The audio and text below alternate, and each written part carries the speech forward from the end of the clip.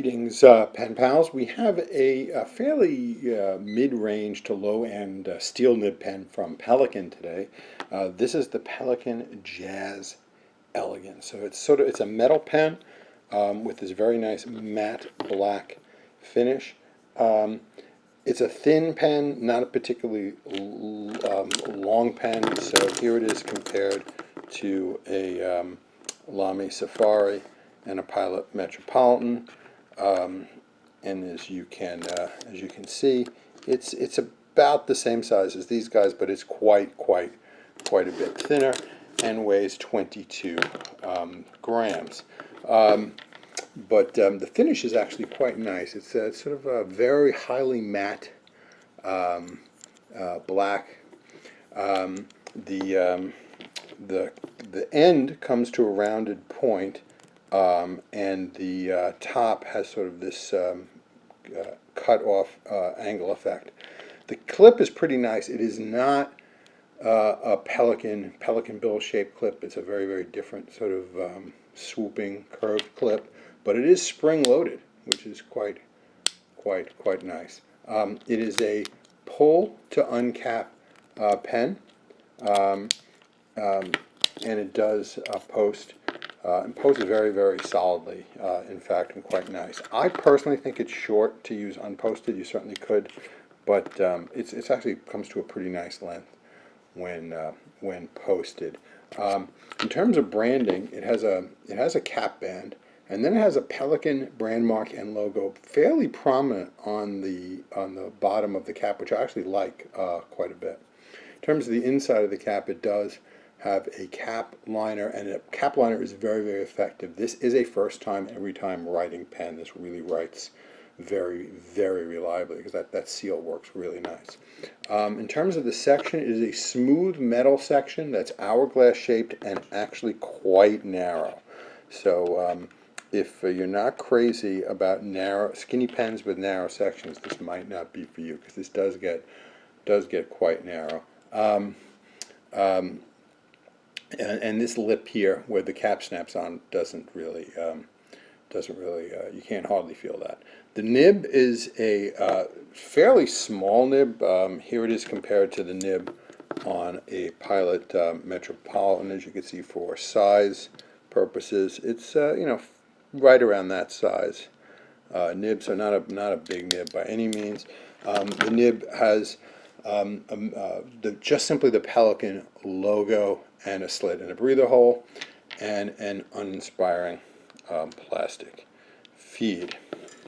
The pen is standard international cartridge converter. It does not come with a converter, so I actually outfitted it with this standard international converter that I had floating around. I will say that this part of the section here is actually quite narrow, so I had several different standard international converters that would not fit.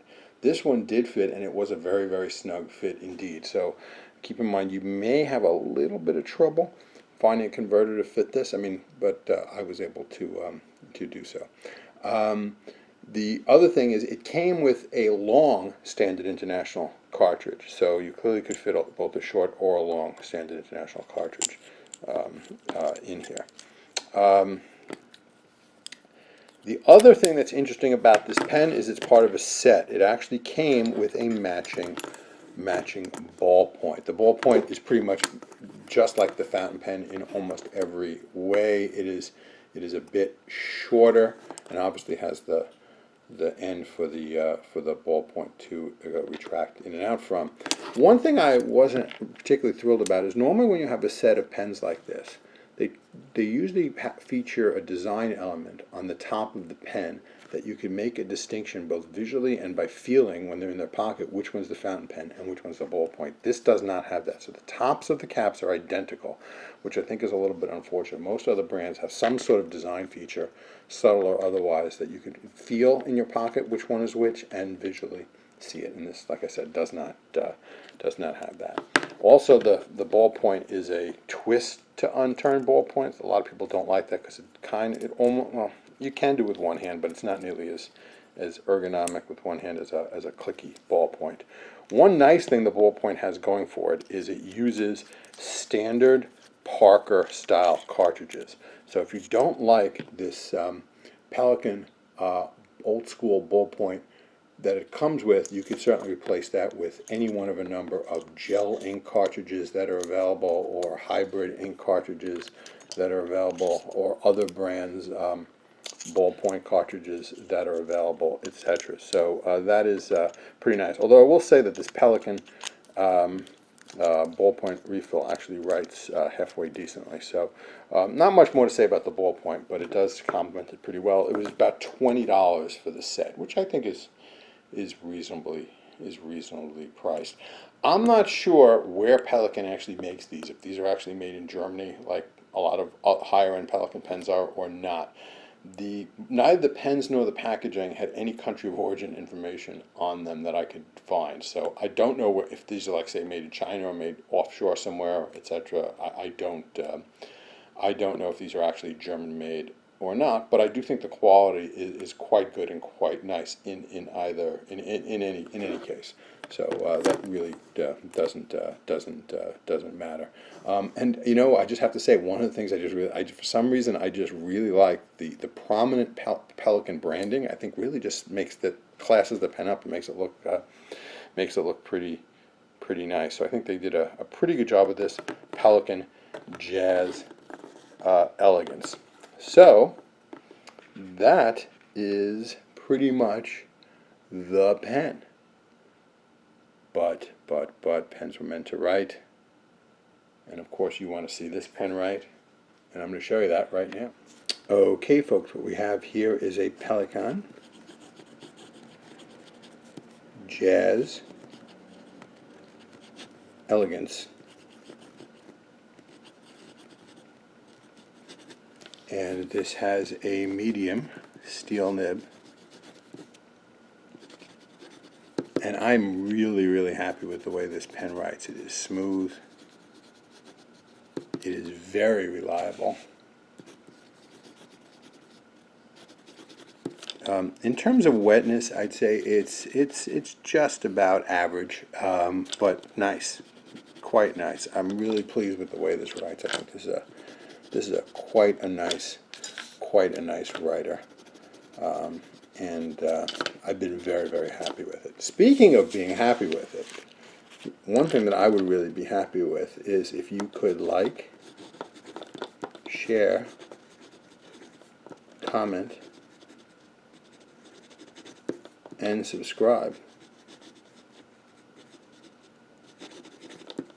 If you could do those things, that would just be great.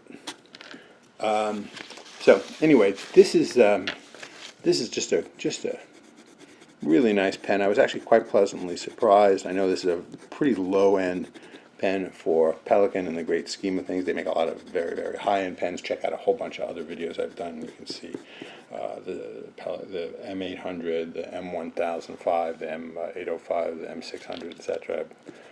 I have featured Pelikan pens in quite a few videos, but this one is pretty nice. I have to say, I was quite surprised with it, and get this ballpoint as a bonus.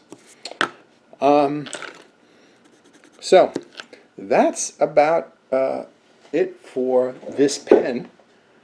Let's talk about this ink for a minute now, shall we? Okay, this is Pelikan Blue Black.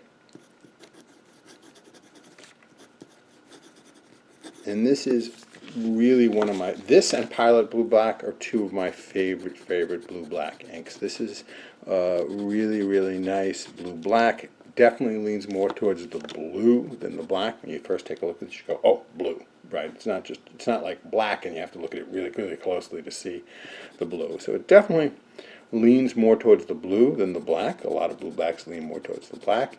But I really like this one. Really great.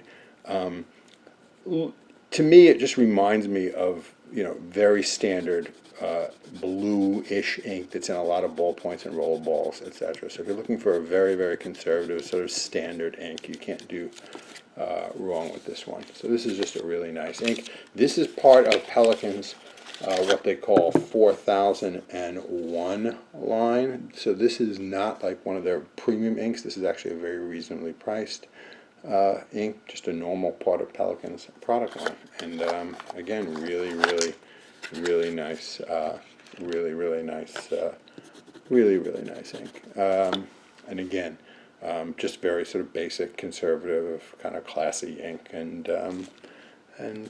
you know, I like it quite a bit. That's what it looks like on this Rhodia paper. Let's take a quick look at what this ink looks like on Tamari River paper, shall we? Okay, what we have here is Pelikan, blue black.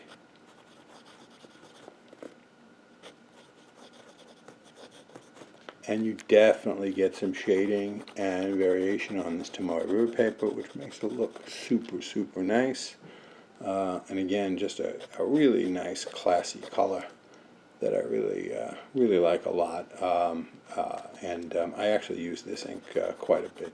I'll do a blue-black review video. I have a decent number of them, but this and Pilot Blue Black are definitely two of my favorites. But nice ink. In any case, I think that will just about do it for this video. As always, I hope you enjoyed it. I know I certainly enjoyed making it.